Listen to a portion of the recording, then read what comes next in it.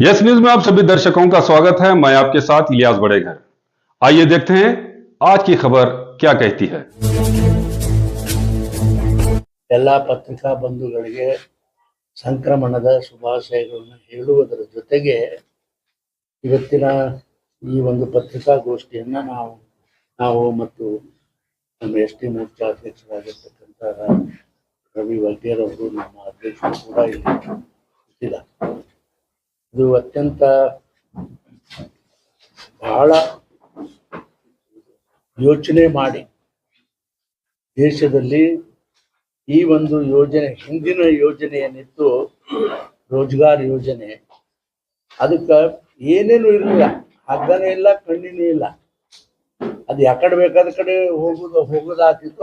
ಇದಕ್ಕೆ ಕಡಿವಾಣ ಹಾಕೋಣ ಅನ್ನೋ ಒಂದು ಒಳ್ಳೆಯ ದೃಷ್ಟಿಕೋನ ಇಟ್ಕೊಂಡು ದೇಶದಲ್ಲಿ ನಮ್ಮ ಪ್ರಧಾನಮಂತ್ರಿಗಳಾಗಿರ್ತಕ್ಕಂಥ ನರೇಂದ್ರ ಮೋದಿ ಅವರು ಬಿಬಿಜಿ ರಾಮ್ಜಿ ಹೆಸರಿನ ವಿಕಸಿತ ಭಾರತ ಗ್ಯಾರಂಟಿ ಫಾರ್ ರೋಜ್ಗಾರ್ ಯೋಜನೆಯನ್ನ ಅಮೆಂಡ್ಮೆಂಟಿಗೆ ತಂದು ಇವತ್ತ ಈ ದೇಶದಲ್ಲಿರ್ತಕ್ಕಂಥ ಜನರಿಗೆ, ಬಡವರಿಗೆ ಮತ್ತು ಈ ದೇಶದ ಫಾದರ್ ಆಫ್ ನೇಷನ್ ಅಂತ ಏನ್ ಹೇಳ್ತೇವೆ ಮಹಾತ್ಮ ಗಾಂಧೀಜಿ ಅವರಿಗೆ ಗೌರವ ತಂದು ಕೊಡ್ತಕ್ಕಂಥ ಕೆಲಸ ನರೇಂದ್ರ ಮೋದಿ ಅವರು ಮಾಡಿದ್ದಾರೆ ಅಂತಕ್ಕಂಥ ಮಾತವನ್ನ ಈ ಸಂದರ್ಭದಲ್ಲಿ ನಾನು ಸ್ಪಷ್ಟವಾಗಿ ಹೇಳ್ತೀನಿ. ಆಮೇಲೆ ಇದ್ರದ್ದು ಸವಿಸ್ತಾರವಾಗಿ ನಿಮ್ಮೆಲ್ಲರಿಗೂ ಕೂಡ ಒಂದು ನೋಟನ್ನ ಕೊಡಬೇಕು ಅಂತ ಹೇಳಿ ನಾನು ತೀರ್ಮಾನ ಮಾಡಿ ಒಂದು ನಿಮ್ಮೆಲ್ಲರಿಗೂ ಕೂಡ ಹಂಚಿಕೆ ಮಾಡತಕ್ಕಂಥ ಕೆಲಸ ನಮ್ಮ ಸ್ನೇಹಿತರು ಮಾಡ್ತಾರ. ಈಗ ಒಟ್ಟಾರೆ ಹೇಳೋದಾದ್ರೆ ಇದು ಏನಪ್ಪಾ ಅಂತಂದ್ರೆ, ಮೊದಲು ಕೇಂದ್ರ ಮತ್ತು ರಾಜ್ಯಗಳ ಎರಡರ ಸಂಯೋಜನೆಯಲ್ಲಿ ಈ ಒಂದು ಯೋಜನೆ, ಹಿಂದಿನ ಯೋಜನೆ ನಡಿಬೇಕಾಗಿತ್ತು. ಆದ್ರೆ ರಾಜ್ಯ ಸರ್ಕಾರ ಏನೂ ಒಂದು ದುಡ್ಡನ್ನು ಅದಕ್ಕೆ ಸಹಕಾರ ಮಾಡಲಿಲ್ಲ ಅನ್ನೋ ಕಾರಣಕ್ಕ ಇವತ್ತು ಈ ಕಾನೂನಿನಲ್ಲಿ ಹಿಂದೆ ಇತ್ತು ಇದು 60 ಮತ್ತು 40 ಇದ್ರೂ ಕೂಡ ಅದು ಸರಿಯಾಗಿ ನಡೀಲಿಲ್ಲ. ಆದ್ರೆ ಈಗ ಕಡ್ಡಾಯವಾಗಿ ದೇಶದ ಏನು ಪ್ರಧಾನಮಂತ್ರಿಗಳದಾರ, ಭಾರತೀಯ ಜನತಾ ಪಕ್ಷದ ಪ್ರಧಾನಮಂತ್ರಿಗಳದಾರ, ಅವರಿಂದ 60%, 40% ರಾಜ್ಯ ಸರ್ಕಾರ ವಹಿಸ್ಬೇಕು ಅಂತಕ್ಕಂಥ ತೀರ್ಮಾನವಾಗಿ ಇದ್ರ ಹಿಂದೆ ಆಗತಕ್ಕಂಥ ಏನು ದುರುದ್ದೇಶ ಇತ್ತು, ಸರಿಯಾಗಿ ಅಲ್ಲಿ ಲೆಕ್ಕಾಚಾರ ಇಡ್ತಿರ್ಲಿಲ್ಲ. ಆಮೇಲೆ ಯಾವ ಕಾಂಟ್ರಾಕ್ಟ್ ಬೇಕಾದರೂ ಏನು ಪಟ್ಟ ಹೆಸರುಗಳನ್ನ ದಾಖಲಿಸಿ ಪಗಾರ ತಗೋತಿದ್ರು. ಇವೆಲ್ಲವಕ್ಕೂ ಕೂಡ ಕಡಿವಾಣ ಹಾಕಲಿಕ್ಕೆ ಇದು ತಂದಿರತಕ್ಕಂಥ ಒಂದು ಇದು ಏನಪ್ಪಾ ಅಂದ್ರೆ ಅಮೆಂಡ್ಮೆಂಟ್. ಆಮೇಲೆ ಇದರಲ್ಲಿ ಏನಪ್ಪಾ ಅಂದ್ರ ಇದು ಈ ಕೆಲಸ ಏನಪ್ಪಾ ಅಂದ್ರ, ಈಗ ಬೇರೆ ಹಿಂದೆ ಏನಿತ್ತು, ಬರೇ ಲೇಬರ್ಗೆ ಹಚ್ಚಿ ಅದು ಕೆಲಸ, ಅದು ಕೆರಿನೋ ಮತ್ತೊಂದು ಮಾಡತಕ್ಕಂಥ ಕೆಲಸ ಇತ್ತು. ಈ ಯೋಜನೆಯಲ್ಲಿ ಹಾಗಿಲ್ಲ. ಮಹಾತ್ಮ ಗಾಂಧೀಜಿ ಅವರು ಕಂಡಿರ್ತಕ್ಕಂಥ ಏನು ಈ ದೇಶದ ಕನಸಿತ್ತು, ಆ ಕನಸಿಗೆ ಒಂದು ಸ್ಫೂರ್ತಿಯನ್ನ ಕೊಡ್ತಕ್ಕಂಥ ಕೆಲಸವನ್ನ ಈ ಒಂದು ಕಾನೂನಿನಲ್ಲಿ ತಿದ್ದುಪಡಿಯಲ್ಲಿ ಮಾಡಲಾಗಿದೆ. ಏನಪ್ಪಾ ಅಂದ್ರೆ, ಹಿಂದೆ ಈ ಹಳ್ಳಿನಲ್ಲಿ ರಸ್ತೆಗಳು ಮಾಡ್ಲಿಕ್ಕೆ ಇರ್ಲಿಲ್ಲ. ಆಮೇಲೆ ಏನು ಗಟರಗಳನ್ನು ಮಾಡ್ತಕ್ಕಂಥ ಯೋಜನೆ ಇರಲಿಲ್ಲ. ಆದ್ರೆ ಈ ಹೊಸ ಕಾನೂನಲ್ಲಿ ಇದನ್ನೆಲ್ಲವನ್ನು ಕೂಡ ಅಳವಡಿಸ್ಯಾರ ಅಂತ ಹೇಳಿ ನಾನು ಹೇಳಲಿಕ್ಕೆ ಬಯಸ್ತೀನಿ. ಇದರ ಬಗ್ಗೆ ಸಂಪೂರ್ಣವಾದಂತ ಒಂದು ನೋಟವನ್ನ ನಾನು ಕೊಟ್ಟಿದ್ದೀನಿ. ದಯವಿಟ್ಟು ತಾವೆಲ್ಲರೂ ಕೂಡ ಆಲಿಸಿ ನೋಡ್ಬೇಕು ಅಂತಕ್ಕಂಥ ಮಾತು ಹೇಳ್ತೀನಿ. ಅದ್ರ ಜೊತೆಗೆ ಇವತ್ತು ರವಿ ಈಗ ನೋಡ್ರಿ, ಒಟ್ಟಾರೆ ದೇಶದಲ್ಲಿ ಖರ್ಗೆ ಅವ್ರದ್ದು ನಾನು ನೋಡಿದೆ ನಿನ್ನೆ ಸ್ಟೇಟ್ಮೆಂಟ್, ನಮ್ಮ ಕಾಂಗ್ರೆಸ್ ಅಧ್ಯಕ್ಷರು ಹೊಟ್ಟೆ ಉರಿ ಅವ್ರಿಗೆ ಎಲ್ಲರೂ ಬಂದಾಯ್ತಲ್ಲ ಅಂತ. ಅವ್ರೇನ್ ಹೇಳ್ತಾ ಇದಾರೆ, ಗಾಂಧೀಜಿಯನ್ನ ಎಲ್ಲೋ ಒಂದ್ ಕಡೆ ಹೊಂದಿದ್ದಾರೆ ಇವರು. ಅಯ್ಯೋ ರಾಮ, ಗಾಂಧೀಜಿ ಅವರ ಹೆಸರನ್ನ ಕೆಡಿಸಿ ಇದು ಸಂಪೂರ್ಣವಾಗಿ ಇದು ಅಲ್ಲ, ರಾಮ್ಜಿ ಹೆಸರು ನೋಡ್ರಿ, ಗಾಂಧೀಜಿ ಅವ್ರನ್ನ ಕೊಂದವರು ಅವರು. ಏನ್ ಹೇಳಿದ್ರು ಗಾಂಧೀಜಿ ಅವರು ಸ್ವಾತಂತ್ರ್ಯಕ್ಕಿಂತ ಮುಂಚೆ? ಈ ದೇಶಕ್ಕೆ ಸ್ವಾತಂತ್ರ್ಯ ಸಿಕ್ಕ ಮೇಲೆ ಕಾಂಗ್ರೆಸ್ನ ಡೆಜ್ಲ್ಯೂಟ್ ಮಾಡಬೇಕು, ತೆಗೆದು ಹಾಕ್ಬೇಕು ಇದು ಅಂತೇಳಿ ಮಾಡಿದ್ರಾ? ಮತ್ತು ಇದು ಯಾರು ನಾವು ಮಾಡ್ತೇವೆ ಇದನ್ನ? ಒಂದವ್ರು ಅವ್ರು ತಾನೇ. ಆಮೇಲೆ ಏನೇನು ನೋಡ್ರಿ, ಜಗತ್ತಿಗೆ ದೇಶಕ್ಕೆ ಗೊತ್ತದ, ದೇಶದ ಜನರಿಗೆ ಗೊತ್ತದ, ಬಾಬಾ ಸಾಹೇಬ್ ಅಂಬೇಡ್ಕರ್ಗೆ ಮತ್ತು ಗಾಂಧೀಜಿಯವರಿಗೆ ಮಾಡಿರ್ತಕ್ಕಂಥ ಅನ್ಯಾಯ ಏನದು ಇಡೀ ದೇಶದ ಜನರಿಗೆ ಗೊತ್ತದಪ್ಪ. ಇವತ್ತು ನೋಡಿ, ಅವ್ರು ಏನು ಕನಸುಗಳಿತ್ತು ಒಂದೇರೆ ಮಾಡ್ಯಾರ. ಅವರು ಹಳ್ಳಿಗಳ ಸುಧಾರಣೆ ಆಗ್ಬೇಕು ಅಂದ್ರು, ಹಳ್ಳಿಗೆ ರೋಡ್ ಆಗ್ಬೇಕು ಅಂದ್ರು, ಹಳ್ಳಿಗೆ ಎಲ್ಲಾನು ಆಗ್ಬೇಕು, ಒಂದೇರೆ ಏನಾರ ಮಾಡ್ಯಾರ? ಬರೀ ಏನು ಅಂತಂದ್ರೆ ಇದು ತಮಗೆ ದುಡ್ಡು ಹೊಡಿಲಿಕ್ಕೆ ಅವಕಾಶ ಇದು ತೆಗೆದು ಹಾಕ್ಬಿಟ್ಟಾರ ಅನ್ನೋ ಒಂದೇ ಒಂದು ಹೊಟ್ಟೆ ಕಿಚ್ಚಿಗಾಗಿ ಹೊಟ್ಟೆ ಉರಿ ಈ ಕೆಲಸ ಮಾಡ್ತಾ ಇದ್ದಾರೆ. ಕಾಂಗ್ರೆಸ್ನವರ ಆರೋಪ ಏನಿದೆ ಅಂದ್ರೆ, ಈ ಯೋಜನೆಯಿಂದ ಸರ್ಕಾರಕ್ಕೆ ಏನು ಕೇಂದ್ರ ಸರ್ಕಾರದ ಹಣಗಳನ್ನು ಏನು ರಾಜ್ಯ ಸರ್ಕಾರಕ್ಕೆ ಕೊಡಬೇಕಾಗಿತ್ತು, ಆ ಹಣ ಕೊಡದೆ ಆಗದೇ ಇರೋ ಹಿನ್ನೆಲೆಯಲ್ಲಿ ಇದನ್ನ ತಡೆ ಹಿಡಿದು ಈ ಯೋಜನೆ ಹೆಸರಲ್ಲಿ ದುಡ್ಡು ಬಿಡುಗಡೆ ಮಾಡಬಾರ್ದು ಅನ್ನೋ ದೃಷ್ಟಿಕೋನದಲ್ಲಿ ಇರೋದೊಂದು ಪ್ರೊಪಗಂಡಾ ಕ್ರಿಯೇಟ್ ಮಾಡಿದ್ದಾರೆ ಅಂತಕ್ಕಂಥ ಆರೋಪ ಕಾಂಗ್ರೆಸ್. ಅವ್ರದ್ದು ಸ್ವಭಾವ ಆರೋಪ ಮಾಡೋದಲ್ಲ. ಈಗ ಹಿಂದೆನೂ ಕೂಡ ಏನಿತ್ತು, ಕೇಂದ್ರ ಮತ್ತು ರಾಜ್ಯ ಸರ್ಕಾರಗಳ ಸಂಯೋಜನೆಯಲ್ಲಿ ಈ ಯೋಜನೆ ನಡಿಬೇಕಂತಿತ್ತು. ಆದ್ರೆ ₹1 ರಾಜ್ಯ ಸರ್ಕಾರದವ್ರು ಹಿಂದೆ ಯಾವತ್ತೂ ಕೂಡ ಇದಕ್ಕೆ NREGಗೆ ಖರ್ಚು ಮಾಡಲಿಲ್ಲ. ₹1 ಅದು ಕೇಂದ್ರ ಸರ್ಕಾರವೇ ಸಂಪೂರ್ಣ ಭರಿಸ್ತಿತ್ತು. ಈಗೂ ಕೂಡ ಇದಕ್ಕೆ ರೆಸ್ಟ್ರಿಕ್ಷನ್ ಆಗ್ಬೇಕು. ಬರೀ ಕೇಂದ್ರ ಸರ್ಕಾರದ ಹಣ ಇವು ಬರೀ ಲೂಟಿ ಹೊಡಿತಾರ ಅನ್ನೋ ಕಾರಣಕ್ಕಾಗಿ ರಾಜ್ಯ ಸರ್ಕಾರಕ್ಕೂ ಕಂಪಲ್ಸರಿ ನೀವು 40% ಹಾಕ್ಲೇಬೇಕು ಅಂತಕ್ಕಂಥದ್ದು ರಿಸ್ಟ್ರಿಕ್ಷನ್ ಈ ಒಂದು ಕಾನೂನಿನಲ್ಲಿ ತಂದಾರ. ಅದಕ್ಕೆ ಇವೆಲ್ಲವೂ ಕೂಡ ಬಿಸಿ ತಟ್ಟದವ್ರಿ. ಆ 40% ಕಂಪಲ್ಸರಿ ಅದಕ್ಕೆ ಮಾಡಿದ್ರು, ಏನು ಸುಮ್ಮನೆ ಮಾಡಿದ್ರ? ಆದ್ರೆ ಅವ್ರಿಗೆ ಒಂದು ಜವಾಬ್ದಾರಿ ಇರ್ತದ, ಒಂದು ಜವಾಬ್ದಾರಿ ಅವ್ರಿಗೆ ವಹಿಸೋಣ ಅನ್ನೋ ಕಾರಣಕ್ಕೆ ಅದು ನೀವು 40% ಕಂಪಲ್ಸರಿ ಮಾಡ್ತಕ್ಕಂಥ ಕೆಲಸ ಮಾಡಿ. ರಾಜ್ಯ ಸರ್ಕಾರಗಳನ್ನು ಎಲ್ಲೆಲ್ಲಿ ಕಾಂಗ್ರೆಸ್ ಸರ್ಕಾರ ಇದೆ ಅಲ್ಲಿ ಹೊರೆ ಹಾಕಬೇಕು, ಅದಕ್ಕೆ ಅನಿವಾರ್ಯತೆ. ರಾಮ, ಈ ದೇಶದಲ್ಲಿ ಎಷ್ಟು ರಾಜ್ಯದಾಗ ಕಾಂಗ್ರೆಸ್ ಅದಾವ್ರಿ? ಯಾವಂದೋ 2 ಕಡೆ ಎಲ್ಲೆಲ್ಲೋ ಅದಾವ. ಅವು ಹುಡುಕ್ಬೇಕು. ಇನ್ನು ಮುಂದಿನ ದಿನಮಾನಗಳು ಇದನ್ನು ಸಿಗೋದಿಲ್ಲ. ಈ ರಾಜ್ಯದಾಗ ಏನ್ ಕಾಂಗ್ರೆಸ್ ಸರ್ಕಾರದಲ್ಲಿ ಇನ್ನು ಮುಂದಿನ ದಿನ ಅದನ್ನು ಮರ್ತು ಬಿಡೋದು. ಈಗ ಜನ ಸಾಕಾಗಿ ಹೋಗ್ಯಾರ. ಜನರಿಗೆ ಒಂದು ಅಭಿವೃದ್ಧಿ ಕೆಲಸ ಇಲ್ಲ, ಒಂದು ಏನಿಲ್ಲ. ಹಿಂದೇನು ಸರ್ಕಾರ ನೋಡ್ರಿ, ಈ ಮೊನ್ನೆ ಬಂದ ಬಿಜಾಪುರಕ್ಕೆ, ಮೊನ್ನೆ ಇಂಡಿಗೆ ಬಂದ್ರು. ಇಂಡಿಗೆ ಬಂದು ಏನ್ ಹೇಳಿದ್ರು, 4,000 ಕೋಟಿ ದೊಡ್ಡ ದನಿದೆ, 4,000 ಕೋಟಿ ಇಂಡಿಯಾ ಅಭಿವೃದ್ಧಿಗೆ ನಾ ರೊಕ್ಕ ಕೊಡ್ತೀನಿ ಅಂತ ಹೇಳಾದ್ರು. ಅದು ಬಂದು ಎಷ್ಟು ದಿನ ಆಯ್ತಪ್ಪ? 3 ತಿಂಗಳ ಮ್ಯಾಲ ಆಯ್ತು ಬಂದ್ ಹೋಗಿ ₹1 ಕೊಡ್ಲಿಲ್ಲ. ಆಮೇಲೆ ಬಿಜಾಪುರಕ್ಕೆ ಬಂದ್ರು, ಬಿಜಾಪುರ ಅಭಿವೃದ್ಧಿಗೆ 8,000 ಕೋಟಿ ಕೊಡ್ತೀನಿ ಅಂತ ಹೇಳಿ ದೊಡ್ಡ ದನಿ ಹೇಳಿ ಹೋದ್ರಪ್ಪ. ಅದಕ್ಕೆ ಒಟ್ಟಾರೆ ನಾ ಹೇಳೋದೇನಂದ್ರ, ದೀಪ ಆರೋ ಮುಂದ ಅದು ಢಂಬಾಚಾರ ಮಾಡ್ತದಲ್ಲ, ಅಂದ್ರೆ ಜಾಸ್ತಿ ಉರಿತದಲ್ಲ, ಹಂಗ ಅದು ಉರಿಲಕತ್ತದ ಅಷ್ಟೇ. ಈಗ ಅದು ಬೆಂಕಿ ಹತ್ತದಲ್ಲ. ಆ ಬೆಂಕಿ ಹತ್ತಿ ಕಾರಣಕ್ಕಾಗಿ ಇದನ್ನೆಲ್ಲ ಏನೇನೋ ಮಾಡ್ಕೊತ ಹೊಂಟಾರ. ಹೋಲಿ ದೇವ್ರ ಜನ ಅಂತೂ ಇವ್ರಿಗೆ ಎಂದೂ ಜೀವನದಾಗ ಕ್ಷಮೆ ಮಾಡೋದಿಲ್ಲ. ಮುಂದಿನ ಸಲ ಈ ಸರ್ಕಾರ, ಈ ರಾಜ್ಯದಾಗಂತೂ ಸರ್ಕಾರ ಬರೋದಿಲ್ಲ. ದೇಶದಲ್ಲಂತೂ ಮರ್ತು ಹೋಗ್ಬೇಕು. ಯಾಕಂದ್ರೆ ಅಲ್ಲಿ ನಾಯಕತ್ವ ಇಲ್ಲ, ದೇಶದಲ್ಲಿ ನಾಯಕತ್ವ ಇಲ್ಲ. ಇಂಥ ಹುಡುಗ ಚಣ್ಣಿ ಅಂಗಿ ಹಾಕೊಂಡು ಬರೋ ಹುಡುಗನಿಗೆ ಅವನಿಗೆ ಲೀಡರ್ ಅದು ಒಪ್ಕೋತಾರೇನ್ರಿ? ಕಾಂಗ್ರೆಸ್ ಹಳಿ ಜನ ಒಪ್ಕೊಳ್ಳೋದಿಲ್ಲ. ಅದಕ್ಕಾಗಿ ಕಾಂಗ್ರೆಸ್ ಸತ್ಯಾನಾಶ ಆಗಿ ಹೋಗುದು 100ಕ್ಕೆ 100 ನಿಜ. 10% ಯಾಕೆ ಹೇಳಿದ್ರಿ? 10% ಇತ್ತು ಮೊದಲು, ಈಗ 40% ಅನ್ನ ಯಾಕೆ ಹೇಳಿದ್ರಿ? ಅವ್ರ ಮೇಲೆ ಕೇಂದ್ರ ಸರ್ಕಾರದಲ್ಲಿ ದುಡ್ಡು ಇಲ್ವಾ ಅಂತಕ್ಕಂಥ ಪ್ರಶ್ನೆ ಅವ್ರು ಕೇಳ್ತಾರೆ. ಅಲ್ಲಲ್ಲ, 40 ಮೊದಲು ಕೂಡ ಇತ್ತು. ಅದು ಅಲ್ಲ, 10% ಅಲ್ರಿ, 40% ಮೊದಲು ಕೂಡ ಇತ್ತು. ಆದ್ರೆ ಖರ್ಚು ಮಾಡ್ತಿರ್ಲಿಲ್ಲ ಅವ್ರೇನು. ಎಲ್ಲಾ ಕೇಂದ್ರ ಸರ್ಕಾರ ಖರ್ಚು ಮಾಡ್ತಿತ್ತ ಹಣ. ಕಾಂಗ್ರೆಸ್ ಸರ್ಕಾರ ಇದ್ದಾಗೂ ಅಷ್ಟೇ, ಈಗ ನಾವು ಇದ್ದಾಗೂ ಅಷ್ಟೇ ಮಾಡ್ಬೇಕಾಗ್ತಿತ್ತು. ಆದ್ರೆ ಇದಕ್ಕೆ ರಿಸ್ಟ್ರಿಕ್ಷನ್ ಕಂಪಲ್ಸರಿ ಮಾಡೋದು ಯಾರು ಅಂದ್ರೆ, ಈ ಕಾನೂನಲ್ಲಿ ಕಂಪಲ್ಸರಿ ನೀವು 40% ಎದಕ್ ಮಾಡಿದ್ರೆ ಅದು ಇದು ದುರುಪಯೋಗ ಆಗ್ತದ, ನೀವು ಅದ್ರ ಮೇಲೆ ನಿಗಾ ಇಡಬೇಕು, ಅದ್ರ ಮೇಲೆ ಹಿಡಿತಾ ಇರಬೇಕು ನಿಮ್ಮ ಅಂತ ಹೇಳಿ ಆ ಕಾರಣಕ್ಕಾಗಿ ಈಗ ಇದು ಕಾನೂನಲ್ಲಿ ಕಂಪಲ್ಸರಿ ಮಾಡಿದ್ದಾರೆ. ಸರ್, ಒಂದ್ ಕಡೆ ಕೇಂದ್ರ ಸರ್ಕಾರ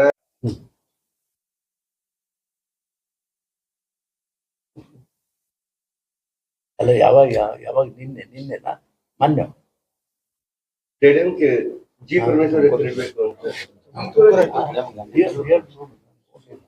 ಈಗ ಅದೇ ತಾವು ಹೇಳ್ತಕ್ಕಂಥದ್ದಷ್ಟೇ. ನಾವು ಆಕ್ಚುಲಿ ಅದು ಮೊನ್ನೆ ನೋಡಿದ್ವಿ ಪೇಪರ್ದಲ್ಲಿ. ನಾವು ಮಾಡಿದ್ದು, ಅವ್ರು ಮಾಡಿರ್ತಕ್ಕಂಥದ್ದು ಪರಮೇಶ್ವರ್ ಅವರು ತಮ್ಮ ಸ್ವಂತ ಹೆಸರು ಇಟ್ಕೊಂಡಿರ್ತಕ್ಕಂಥ ಅವರು ತುಮಕೂರಲ್ಲಿ. ನಾವು ಮಾಡಿರ್ತಕ್ಕಂಥದ್ದು ಗ್ರಾಮೀಣ ಭಾಗದ ಗಾಂಧೀಜಿಯವರ ಕನಸನ್ನೇ ಇವತ್ತು ನಾವು ಸಾಕಾರ ಪಡಿಸಿಕೊಂಡಿರ್ತಕ್ಕಂಥದ್ದು ಕೇಂದ್ರ ಸರ್ಕಾರ.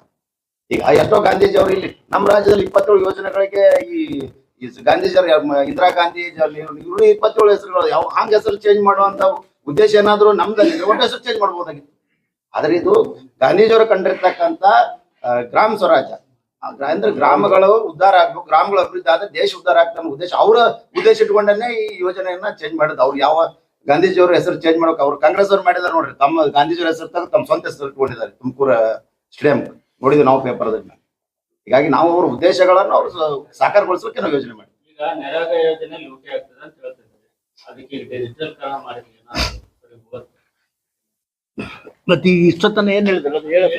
ನರೇಗಾ ಸರಿಯಾಗಿ ತಲುಪಂತ ಸರ್ ಹೆಂಗಿದೆ ನಿಮ್ಗೆ ಕ್ಲಿಯರ್ ಕಟ್ ಹೇಳ್ತಾರೆ. 2013 ಅವ್ರು ಕೇಳೋ ಪ್ರಶ್ನೆ ಏನಂದ್ರೆ ಈ ನರೇಗಾ ಯೋಜನೆಗೂ ಮತ್ತು ಈ ರಾಜ್ಯ ಯೋಜನೆಗೂ ವ್ಯತ್ಯಾಸ ಏನಿದೆಯಲ್ಲ, ಆ ಪಾರದರ್ಶಕತೆ ತಲುಪುತ್ತಾ ಹಳ್ಳಿ ಜನರಿಗೆ? ಉದ್ದೇಶ 100% ಉದ್ದೇಶನೇ ಇದು, ಪಾರದರ್ಶಕತೆ ತಲುಪಿಸಬೇಕು ಅನ್ನುವಂಥ ಈ ಹಣ ಭ್ರಷ್ಟಾಚಾರ ನಿಲ್ಬೇಕು, ಪೋಲ್ ಆಗೋದನ್ನ ತಪ್ಪಿಸ್ಬೇಕಂತೇಳಿ ಡಿಜಿಟಲೀಕರಣ. ಅಂದ್ರ ನಾವು ಒಂದು ಕಾಮಗಾರಿನ ಅಲ್ಲಿ ಹೋಗಿ ನಾವು GPS ಮಾಡಿದ 5 ವರ್ಷ ಆ ಕಾಮಗಾರಿಯಲ್ಲಿ ಇದು GPS ಹಿಡಿಯೋದಿಲ್ಲ ಆ ಏರಿಯಾದಲ್ಲಿ. ಅದನ್ನೆಲ್ಲ ಟೆಕ್ನಾಲಜಿಯನ್ನ ಒಳಗೊಂಡಿರ್ತಕ್ಕಂಥದ್ದು ಈ ಯೋಜನೆಯಲ್ಲಿ ಮೇನ್ ಇದ್ರ ಉದ್ದೇಶನೇ GPS ಬೋರ್ಡು ಅಂದ್ರೆ ಮೇನ್ ಪೋಲ್ ಆಗೋದನ್ನ ತಪ್ಪಿಸೋ ಉದ್ದೇಶನೇ, ಭ್ರಷ್ಟಾಚಾರವನ್ನ ನಿಲ್ಲಿಸುವಂತ ಉದ್ದೇಶನೇ ಈ ಹೊಸ ಬಿಲ್. ಅದಕ್ಕೆ ಹೆಸರಾಗಿ ಬದಲಾವಣೆ ಮಾಡೋದು, ಪಾರದರ್ಶಕ ತರಬೇಕಾದ್ರೆ ಹೆಸರು ಬದಲಾವಣೆ ಮಾಡೋ ಉದ್ದೇಶ ಅಲ್ಲಿ ಸರ್ ಉದ್ದೇಶನೇ ಅದು ಗಾಂಧೀಜಿಯವರ ಕನಸೇ. ರಾಮರಾಜ್ಯ ಅಲ್ಲ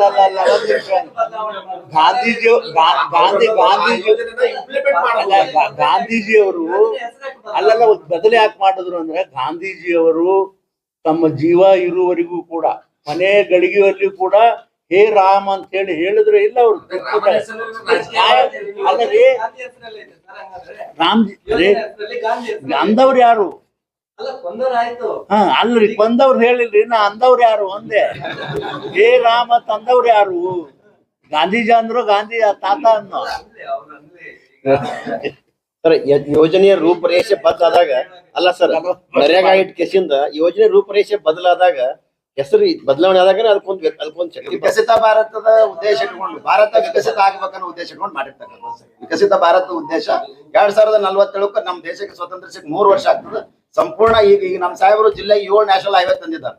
7 ನ್ಯಾಷನಲ್ ಹೈವೇಗಳಾದವು, ಗ್ರಾಮಗಳ ರಸ್ತೆಗಳು.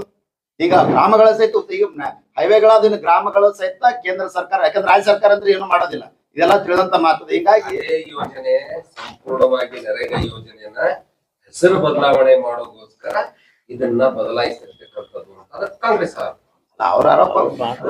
ಹೆಸರು ಅಷ್ಟೇ ಬದಲಾವಣೆ, ಏನ್ ಡಿಜಿಟಲೀಕರಣ ಅವ್ರದ್ದು ತಮ್ಮ ಇದೆ, ಅದರಲ್ಲಿ ಅದಿರ್ಲಿಲ್ಲ, ಅದೆಲ್ಲ ಇರ್ಲಿಲ್ಲ. ಬೇಕಾದವ್ರು ದುಡ್ಡು ತಕೊಂಡು ಹೋಗ್ತಾರೆ. ಬಯೋಮೆಟ್ರಿಕ್ ಇತ್ತು ಅವ್ರದ್ದು. ಅದು ಬಟನ್ ಒತ್ತದ ಮೇಲೆ ಅಲ್ಲಿ ಹೋಗಿ ಹೆಬ್ಬಟ್ ಒತ್ತದ ಮೇಲೆ ದುಡ್ಡು ಬರ್ಬೇಕು. ಈ ಯೋಜನೆ ಅಡಿ ಕೂಲಿ ಎಷ್ಟು ಕೊಡ್ತೀರಿ ಸರ್? 370. ಹೊರಗಡೆ ಹೋದ್ರೆ ಎಷ್ಟು ಸಿಗುತ್ತೆ? ಹೊರಗಡೆ ಎಷ್ಟು ಸಿಗ್ತದೆ? 300 ಅಷ್ಟೇ ಸರ್. 374 ಮತ್ತೆ 60 ದಿನಗಳ ಕಾಲ ನಾವು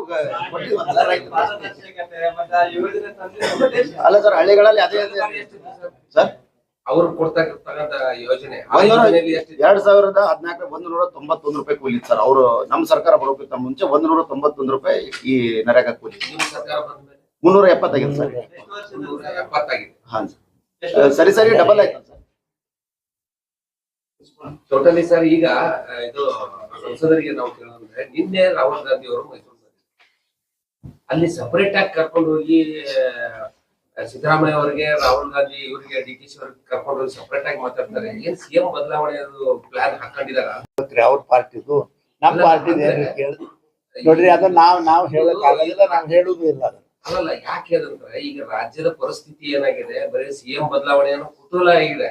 ಇವ್ರು ಬಿಜೆಪಿದವರು ಕೂಡ ಇವರು ಅಭಿವೃದ್ಧಿ ಕೆಲಸ ಮಾಡ್ತಾರಲ್ಲ ಅಂತ ಬರೀ ಆರೋಪ ಮಾಡ್ತಾ ಇದ್ದಾರೆ. ಪ್ರತಿಭಟನೆನೂ ಇಲ್ಲ, ಏನೂ ಇಲ್ಲ. ಅದ್ರ ನಿಟ್ಟಿನಲ್ಲಿ ಏನ್ ಹೇಳುತ್ತೆ ತಾವು ಹಿರಿಯ ಮುಖಂಡರಿದ್ದೀರಿ? ಅಲ್ಲ ಇಂತಪ್ಪ, ಈಗ ನೋಡ್ರಿ, ಕಾಂಗ್ರೆಸ್ನಲ್ಲಿ ಭಯಂಕರ ವಿಪರೀತದ, ನೀವು ನೋಡ್ತಿರಲ್ಲ ದಿನ ಹೊತ್ತು ಹೊಂಟ್ರ ಮತ್ ಮುನ್ಗದ್ರ ಇವತ್ತು ಠಗರ ಮತ್ತ ಪಾಣಿನ ಕುಸ್ತಿ ನಡೆದದ. ಮತ್ತ ಆ ಠಗರ ಮತ್ತು ಪಾಣಿನ ಕುಸ್ತಿ ನಡೆದಾಗ ಏನಾಗ್ತದ ಅನ್ನೋದು ಅವ್ರಿಗೆ ಕನ್ಫ್ಯೂಸ್ ಆಗಿಬಿಟ್ಟದ. ಈಗ ನಿರ್ಣಯ ಏನ್ ಮಾಡ್ಬೇಕನ್ನೋದು ಗೊತ್ತಾಗಲ್ತು. ಕೊನೆಗೆ ಒಂದು ನಿರ್ಣಯಕ್ಕೆ ಬರ್ತಾರೆ ಇವತ್ತು ನಾಳೆ. ಆದ್ರೆ ಇಷ್ಟು ಮಾತ್ರ 100ಕ್ಕೆ 100 ಸತ್ಯ.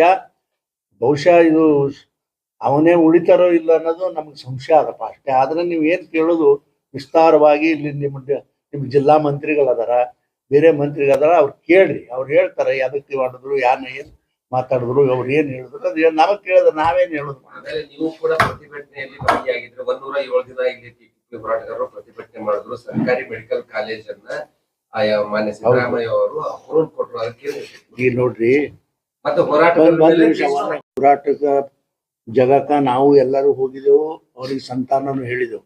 ಸಂತಾನ ಹೇಳಿ ಅಟ್ಟೆ ಬಿಟ್ಟಿಲ್ಲ. ಪ್ರಧಾನಮಂತ್ರಿಗಳಿಗೆ, ಹೆಲ್ತ್ ಮಿನಿಸ್ಟರ್ಗೆ ನಾನು ಪತ್ರಗಳನ್ನು ಬರೆದು, ನೀವು ಇಲ್ಲೊಂದು ಮೆಡಿಕಲ್ ಕಾಲೇಜ್ ಆಗಬೇಕು ನಮ್ಗ, ಅಥವಾ ನಿಮ್ಮ ಇಂಡಿಯನ್ ಇನ್ಸ್ಟಿಟ್ಯೂಟ್ ಆಫ್ ಸೈನ್ಸ್ ಏನದಲ್ಲ ಆ ಮಾದರಿ ಆಗದೇ ಇದ್ರೂ ಕೂಡ ನಿಮ್ಮ ಪ್ರಧಾನಮಂತ್ರಿ ಹೆಲ್ತ್ ಯೋಜನೆಯಲ್ಲಿ ಬರ್ತದ, ನೀವು ಮಾಡ್ರಿ ಅಂತೇಳಿ ನಾವು ರಿಕ್ವೆಸ್ಟ್. ಇವತ್ತು ನೀವು ಬೇಕಾದ್ರೆ ಹೋಗಿ ನೋಡ್ರಿ, ನಮ್ಮ ಫೈಲ ಚಲಾವಣೆಯಲ್ಲಿ ಅದ ಮಾಡಬೇಕು ಅಂತ. ಆದರೆ ಇವತ್ತು ನಾವು ಮಾಡ್ತೇವೆ ಅಂತೇಳಿ ಅನೌನ್ಸ್ ಮಾಡ್ಯಾರ, ಅಲ್ಲಿಗೆ ನಾನು ಕೈ ಬಿಡ್ತೀನಿ ಅಷ್ಟೇ. ಅಂದ್ರೆ ಮತ್ತೆ ಹೋರಾಟಗಾರರ ಮೇಲೆ ಕೇಸ್ ಹಾಕಿದ್ದಾರೆ. ಅವೆಲ್ಲ ತೆಗಿಬೇಕ್ರಿ, ತೆಗಿಲಕ್ ಹೇಳ್ಯಾರಲ್ರಿ, ತೆಗಿಬೇಕು.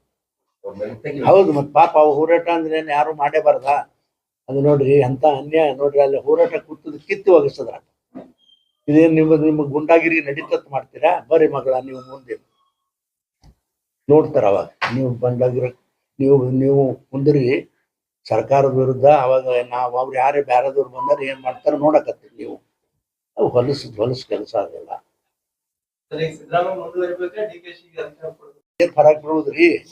ನಮಗೇನೋ ಮೋದಿ ಅವ್ರು ಇರ್ಬೇಕನ್ನೋದು ಒಂದೇ ಇಚ್ಛಾ ನಮ್ದು ಅಷ್ಟೇ. ಅವ್ರು ಯಾರ್ಯಾರು ಆಲಿ ಯಾರ್ಯಾರು ನಮ್ಗೆ ಏನ್ ಆಗ್ಬೇಕಾಗ್ಯದ?